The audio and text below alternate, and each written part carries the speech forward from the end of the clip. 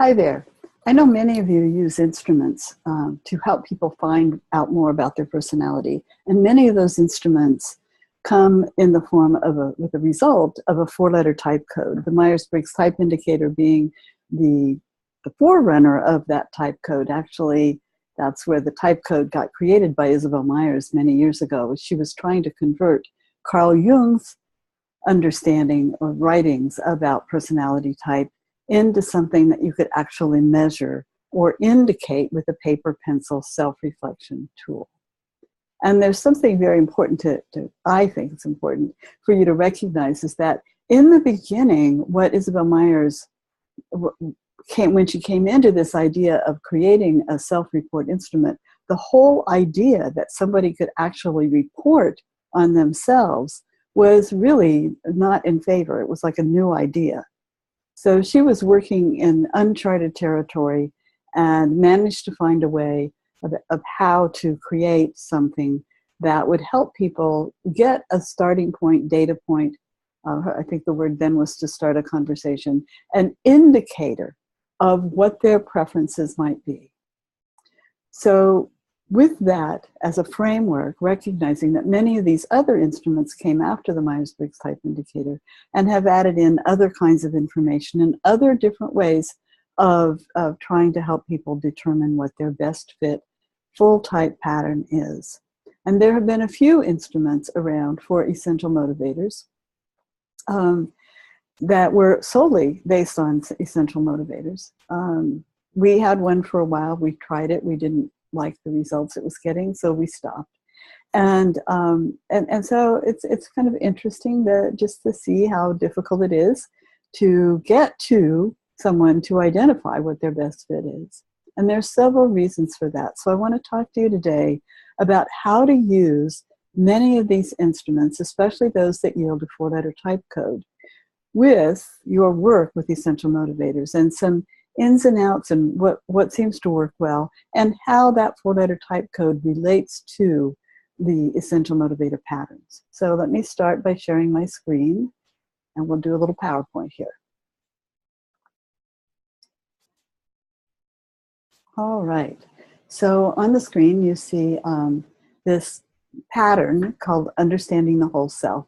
That's a pattern that I've been using for a very long time because I wanted people to make that distinction between what's at their core, what was the template that was there from the beginning, and then what their current behavior is and what their, the ways they've grown and adapted. So this key understanding is very important for us in using instruments.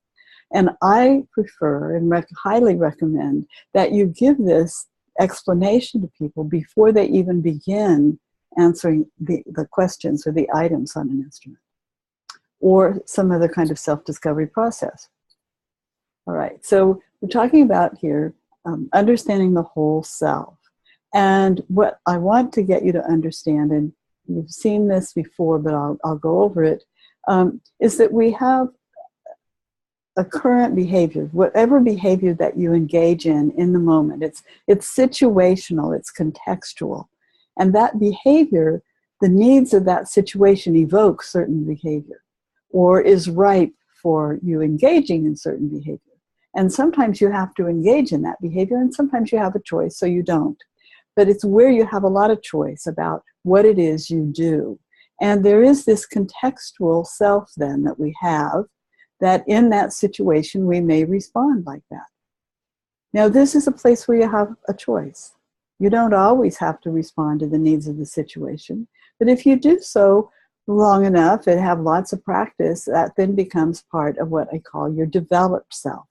So over time, we develop certain skills, certain mannerisms, certain habits of speech that are from the culture that we're in, from the roles that we're playing in certain situations, mother, father, work, brother, sister, friend, all of those kinds of things determine some of the behaviors or highly influence some of the behaviors that we have.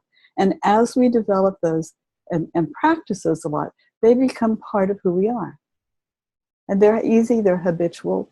And interestingly, one of the things that's come up in our experiences with experimenting and using instruments is that sometimes people are more inclined to have this frame of mind of responding to this developed self, the way they've responded to situations, the way they've adapted to situations. Maybe it's a way they've grown. And so that's what they're most in tune with at the moment, and that's what they're quite likely to respond from. So when someone's taking an instrument, they may be responding from the contextual self, they may be responding from the developed self. No wonder we have a hard time getting such, like 100% accuracy or even 90% accuracy on any kind of a process, a self-discovery process or the use of an instrument. And then in that case, we wind up with what we kind of call measurement error. All right, so it's one of those things that it just happens. It is. We just have to work with it.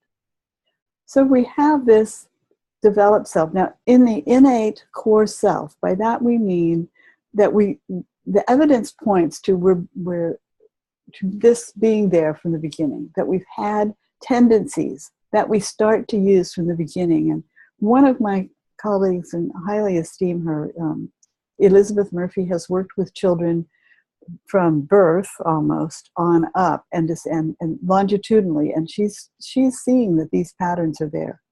And so the personality patterns that we look at do have a foundation in that somehow or other they get triggered from the beginning. They also get shaped from that external pressure to behave a certain way and the internal pressure to develop in certain ways. And so this isn't about being stuck in a box. There's a pattern, and that pattern stays the same throughout our lifetime. And we can and do, and we have an evolutionary impulse inside ourselves to evolve and to grow and develop.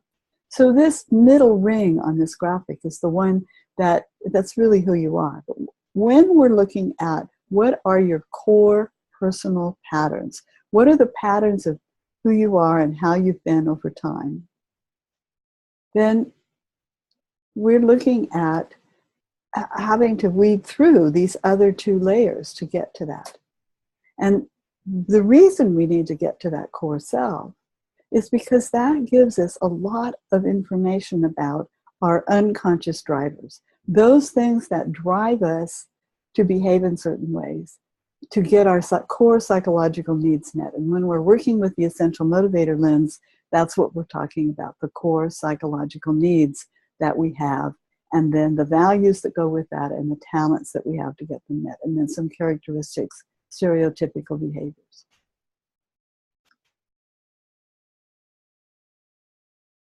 So we have these patterns.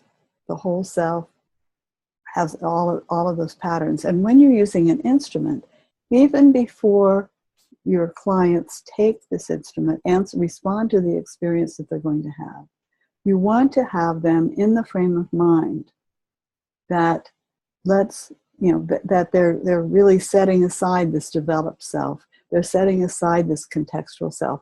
And one of the biggest problems is that they are responding often in a work setting. So they may think of their work selves. And that doesn't mean that's not part of who they are. It just means that that's not what we're trying to get at here. And that won't yield the information that we're trying to get. Okay? So what can you do to get them in that frame of mind? One is to explain it to them. Take the time, quickly, it doesn't have to be long, do something that helps them understand what contextual scenario you're trying to get them into. Okay, so, all right, let's look at the next one here. And here we have another important aspect is that when you have these three shapes, they're all showing a shadow of the same kind, shape, size. Well, that shadow is the behavior. So you want to make it safe for people to recognize that they're not going to be judged by whatever is at the core, that they still have the adaptability and flexibility to exhibit behaviors.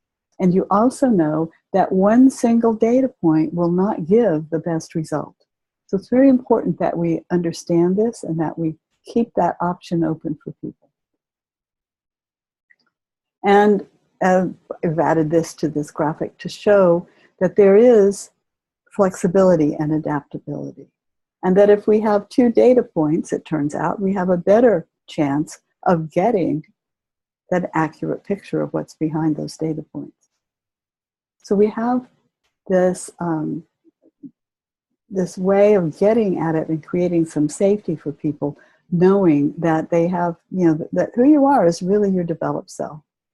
And that you have a piece that may be an unconscious part of yourself, and that you have behaviors that you can engage in regardless of what the shape of your personal pattern is. And when we want to look at this is a map from the work of Ken Wilber's called The Integral Matrix. And it's sort of a map of what it means to be human. And I sometimes show this to people, and sometimes not in a client situation. But for you, I want to share it because when we're trying to get to who you are as an individual, we have to remember that there are many things that influence who you are. There is, in the upper left, there's a sense of self. So when we ask people to do self-report, we're often asking them about their sense of self. So in some ways, their sense of self may have a different response than, their sense of self may be different than what an instrument can evoke. So we may have a question about something about one of their characteristics that was highly valued in their family, and that's how they think of themselves. And it may not be their core selves, but it's still part of who they are. So their sense of self is going to influence how they respond to an instrument. And yet, it's just always not 100% accurate, not 100% valid, as instruments can't be, in a way, 100% accurate. And it's going to vary because we're doing self-report. It's colored by how we see ourselves.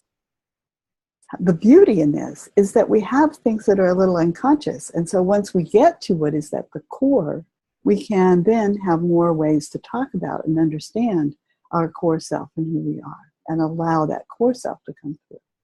But just remember that we all have made meaning about things that have happened to us, and that's also going to influence the way we respond to instruments. So that's the individual, and it's subjective, right? There are the behaviors, which is the individual, but it's objective. And so when you do a 360 and you ask people to talk, describe you and give you ratings, etc., now we're getting at some behaviors and aggregate that data to show something about the behaviors. So those behaviors are objective, and that's another way to understand. Our personality patterns, however, only make it likely that you will engage in certain behaviors. Doesn't mean that you will engage or that you won't.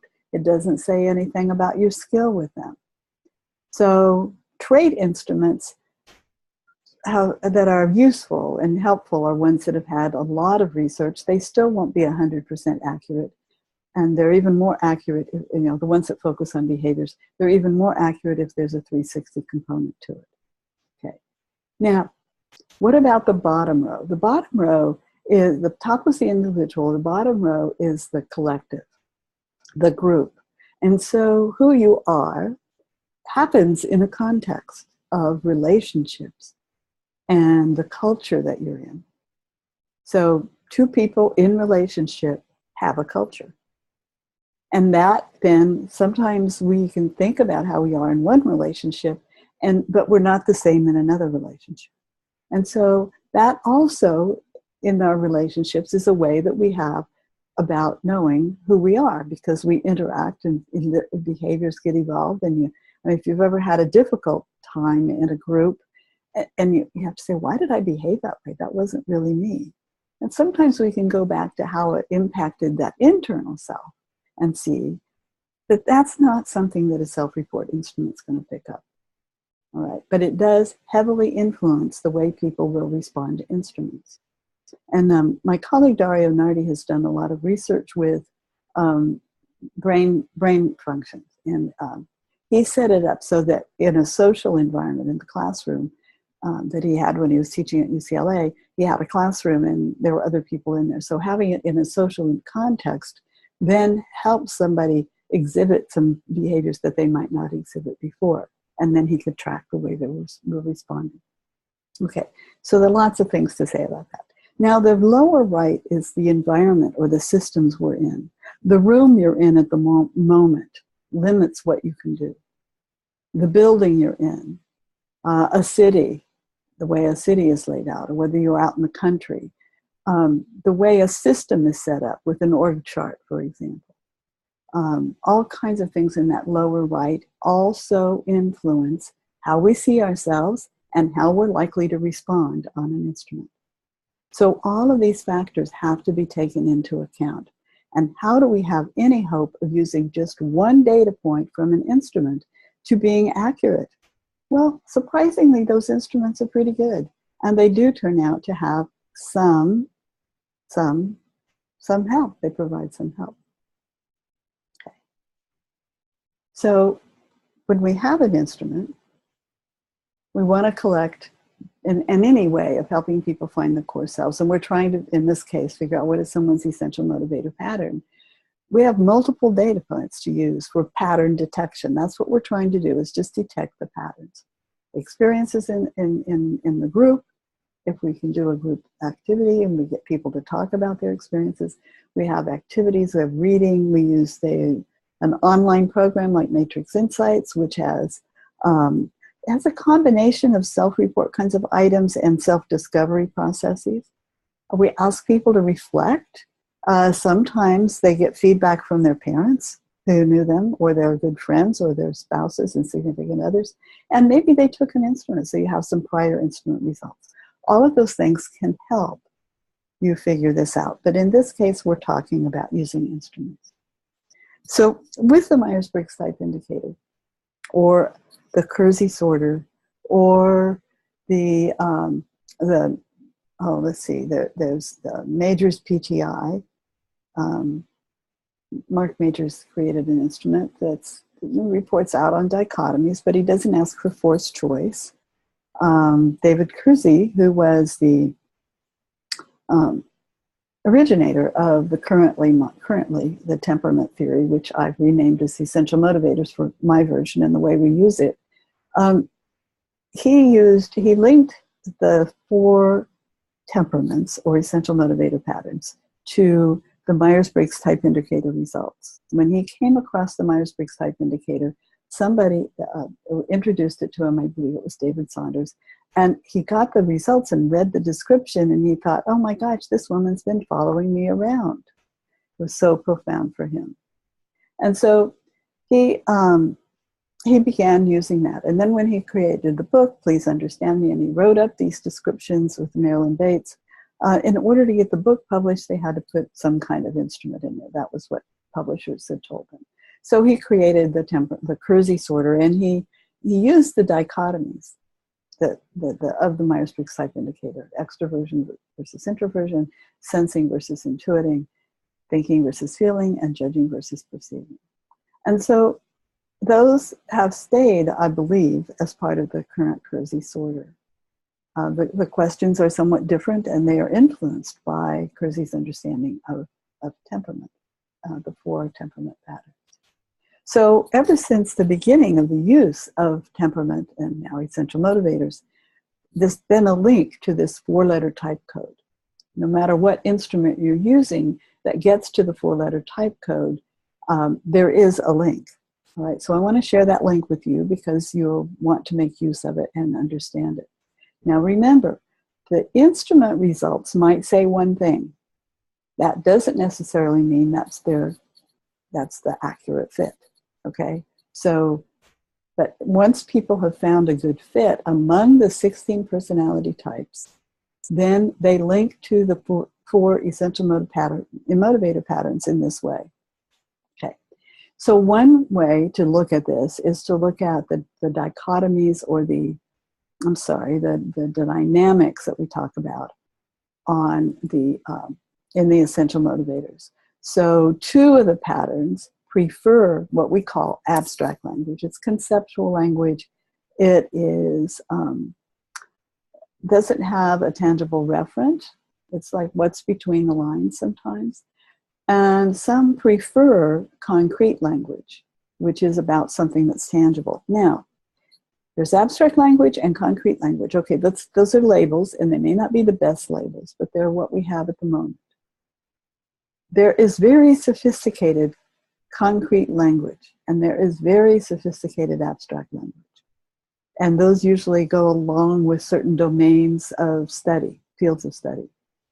So just for the moment, that meaning also relates to the N that shows up in the 4-letter type code and the S that shows up in the 4-letter type code. So the first link that Kersey was able to make was this abstract language versus concrete language. And then we've identified affiliative roles and pragmatic roles. And so the type code that shows up there is N and F or S and J for affiliative roles. So we have the 4. Okay, never mind. So let me, I'll get back to that in just a minute. So we have the 4 patterns, and let's show how they look up. Okay. I'm just going to put them all up here. So if in your self-discovery or in your client's self-discovery, you see that they've related most to catalyst, right? Then you would expect that their instrument results would have indicated a preference for intuiting and feeling, because it's these 2 letters that on a match of patterns go with the catalyst pattern, all right? So N and F, it isn't because you have a preference for N and F that makes you a catalyst. No, in fact, I think the opposite. I think that the essential motivators make it very reasonable that certain processes would be the ones that you would prefer. I'll come back to that in a minute too. Okay, so let's look at the other pattern that prefers abstract language, and that would be the theorist. And that shows up in the 4-letter type code with an N and a T. Right? So intuiting and thinking preferences. Well, this really kind of makes sense, right? So those are the catalyst pattern. Prefer intuiting and feeling. Intuiting is a source of information where you either perceive things like as a whole picture and all the interconnectedness that comes in it at the same time, or you keep seeing emerging patterns, these things from outside of context into the other. And if what you need is a unique identity and a sense of meaning, deep meaning and significance, and to have that sense of purpose, then intuiting and feeling are the cognitive processes, or the Jungian functions, if you will, that will help you get those. Because those things are not tangible things. Those things are abstract things. And so the abstract language that the catalyst uses will often be around the meaning and different kinds of language, the global language, etc. The theorist, if what you need is competence and knowledge, and to have a sense of mastery, then it makes sense that you would prefer the process of intuiting and thinking. So N and T makes sense. Because intuiting is a way to see the concepts, the abstractions, and the interconnections between one thing in this context relates to something in that context, or the sense of the implications. If you do this, here's likely what's going to happen, which is often what's involved in intuiting. And thinking gives you ways to organize that information in a logical way. And so logic is extremely important to the theorists because they're looking for truth. They're looking for ultimate truth. And so N and T are the preferences among the Jungian processes that serve the theorist the best. Now, what comes first, chicken or the egg? I really don't know. But I know that these things match patterns, and that's how David Kersey made that connection. Now, on the other side, on the concrete language side, the sensing preference, this was the one that David Kersey got really excited about when he started looking at the Myers-Briggs Type Indicator and the work of Isabel Myers. He didn't care much for Jung's theory, but he liked what Isabel Myers had done with it, and it made it very actionable. So for the stabilizer, it's an S and a J in the type code. And for the improviser, it's an S and a P, so all 4 of those types, right? So what we have here then is that for this you need to understand cognitive dynamics to understand why this makes sense. So if there's a J on the end of the type code, it means that the preferred perceiving process is introverted and the preferred judging process is extroverted. So the stabilizer's preferred perceiving process is introverted sensing, which we might think of as reviewing what's all gone, all that stuff that's stored in your data bank and what's happened before, and great trust of the past for information for how to move forward into the future. And so Kruse found that, and they found that to be very useful in the way that Isabel Myers described the 4 types with the SJ pattern. Now, the key one that got him even interested in the first place after he had had this experience was the improviser. And so the improviser has a preference for sensing and perceiving. And if you have a need, I'll have to go back to the stabilizer, but I've finished the improviser. Okay, so if you have a need to be free and see what's going on in the world and to have impact, you need to pay attention to what's really going on. The process that's best suited for that is extroverted sensing, experiencing, being one with the context.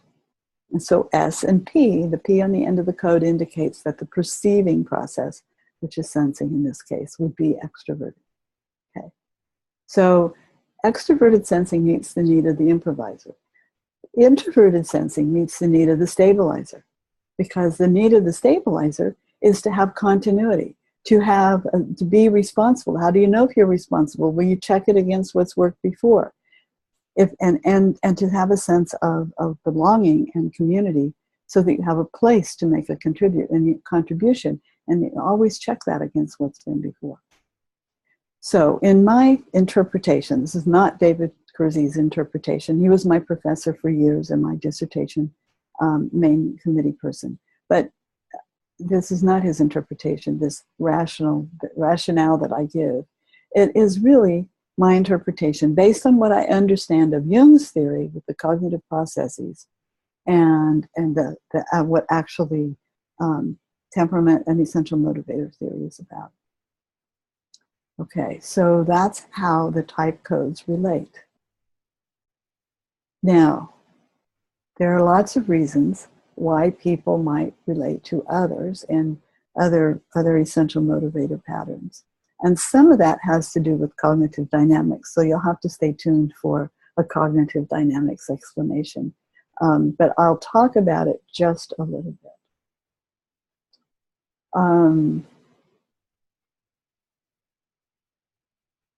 Yeah. So let's talk about the improviser a little bit. And the improviser prefers pragmatic roles, and pragmatic roles means you do what you see needs to be done and ask for permission. You don't ask for permission. You just tend to do it. Now, that doesn't mean you always are impulsive. It just means that you want to do what you see needs to be done, because that will have the most impact. That will solve the problem, right? So extroverted sensing is the process that is favored here. And if you look at the 4 type codes, ISTP, ISFP, ESTP, and ESFP, many of the descriptions of the improviser are of the extroverted ones. The introverted improvisers might relate to a different pattern, as you're explaining it, if you only use examples from the extroverted versions of the improviser. So it's pretty easy to see the extroverted versions. They're sort of out there, having impact, taking action, doing things, and being out there. So it's much more visible. And in cognitive dynamics, the leading role process for them is sensing, extroverted sensing. When you get to ISTP and ISFP, that's the secondary process, right? So an extroverted process is not what's out there. So ISTPs often relate to theorists, and sometimes they relate to stabilizer. And so because they lead with introverted thinking, it's their process of analyzing, then that seems to fit the theorist really well. And I've known many, one,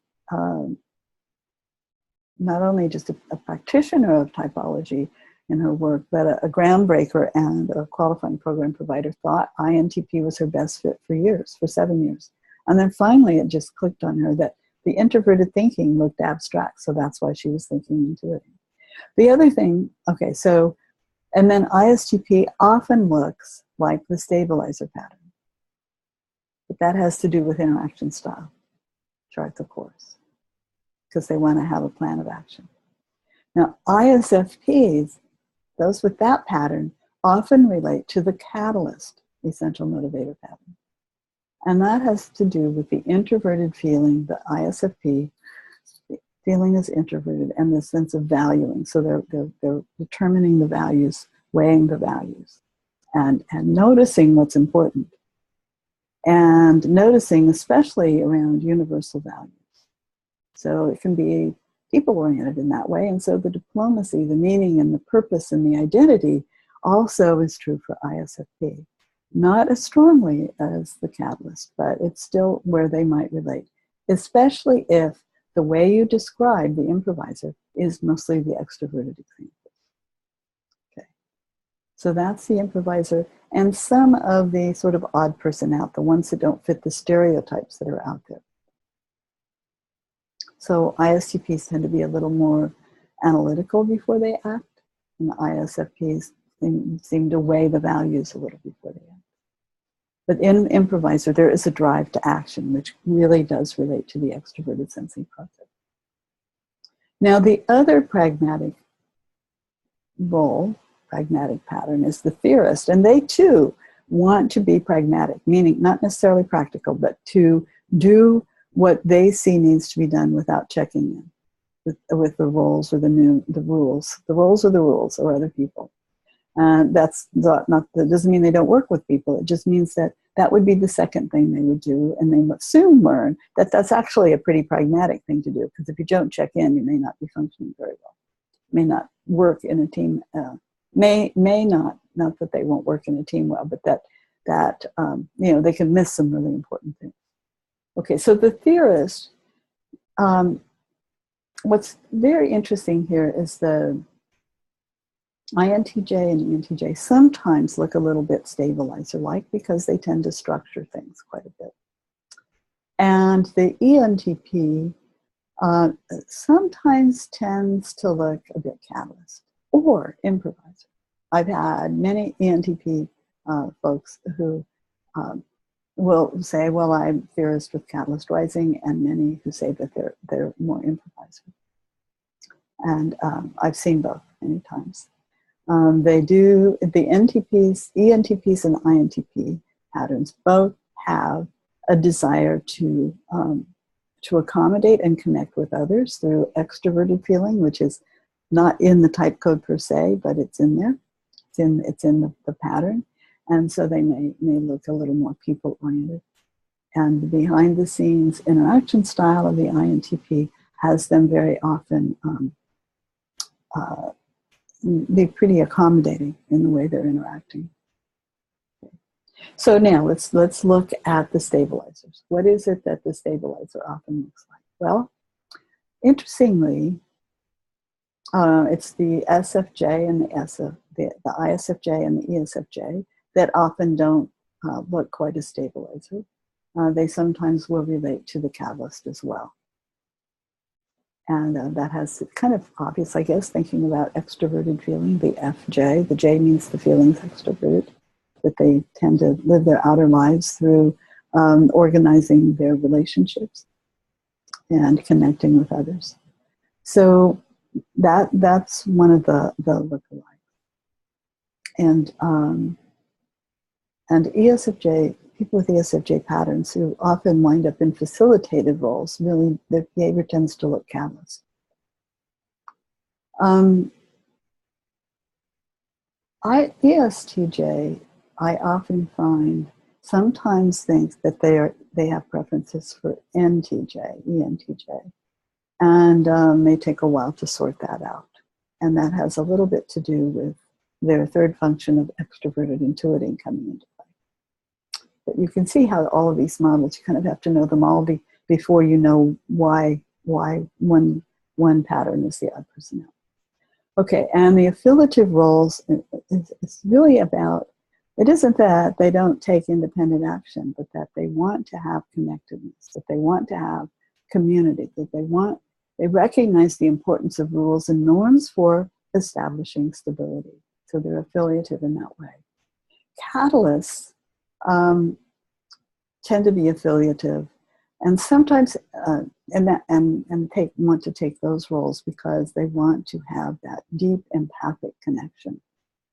And sometimes that makes them, so that looks pretty affiliative, pretty easy to understand. Sometimes they look a little pragmatic, though, because they see some things they need to fight, because some things just aren't right or fair or good for people. And they have their own path that they want to follow, so they can look more pragmatic in that way, fighting for the cause, so to speak.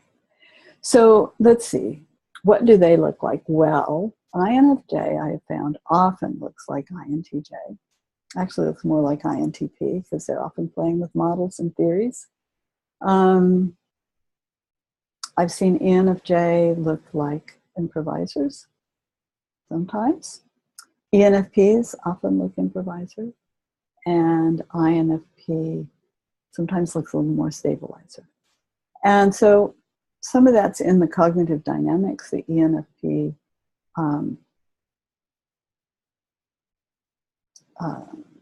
can look very theorist as well. But you'll see more measurement and constructing for progress, which is extroverted thinking with them. But they might relate to that. And the other thing I've noticed is, and so the other thing I've noticed is that many types can look strategic, especially the catalysts with the way they use intuition. And so, well, that's probably enough for what you might say. So now, what do you do with this? You've gotten an instrument result. You've looked to see which pattern it goes with. What do you do? Well, here's what you do. You go back to the person, and you've done this process where you figured out what fits them, and then you can give them their result. You do not start the conversation with, the way you came out was, or your instrument says this. Wait until you've invited them into self-discovery. Get them to try on the patterns in various ways. And then use this as a data point. And what you say is, you took an instrument before we started, and I want to show you the results, and this will be another data point that may help you sort. And I tell you many times it does. Okay, so this is where you look at the type code, and if they came out, let's say, they came out ISTP, but they selected theory, and that seemed fairly strong. So you put, that's what they came out. So ISTP, put improviser, indicated likely best fit. But they sort of split their votes on S and N, so the score was close. You might say C also, theorist. Okay.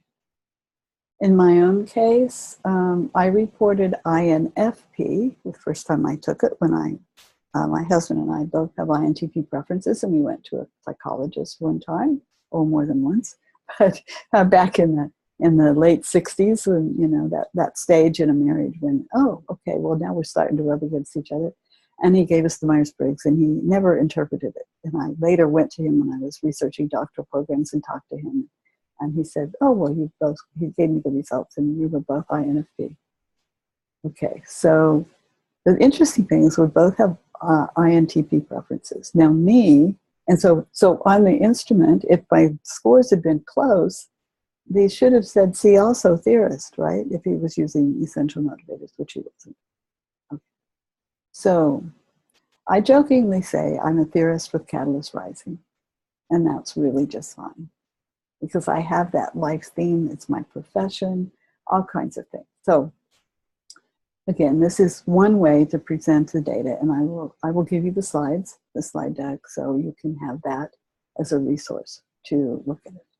Okay, now what else is there? Oh, that's the end of the slideshow. Okay. I'm going to stop sharing. And that's pretty much it. When you use an instrument, you know what you do with the results. It's just a data point. And sometimes you have to ask a question. So you came out this way. What were you thinking about? Not what were you thinking, but what was the situation? What situation were you in, and what was on your mind when you were completing this? And then if they say, well, I was at work, and actually I really am very, very much like what I am at work. So that's probably them. Or oh, I was, my grandmother just died, and I was in a sense of grief, and so whatever they say, you have to understand that it may have colored the responses to the instrument. All right, so you want to encourage them to continue to explore. And if you're in a group or you're working with a team on an ongoing basis or an individual, you have different applications and you have them try it. And always, always, always make it safe. Okay. So that's using instruments with the essential motivator patterns. I hope you found this useful.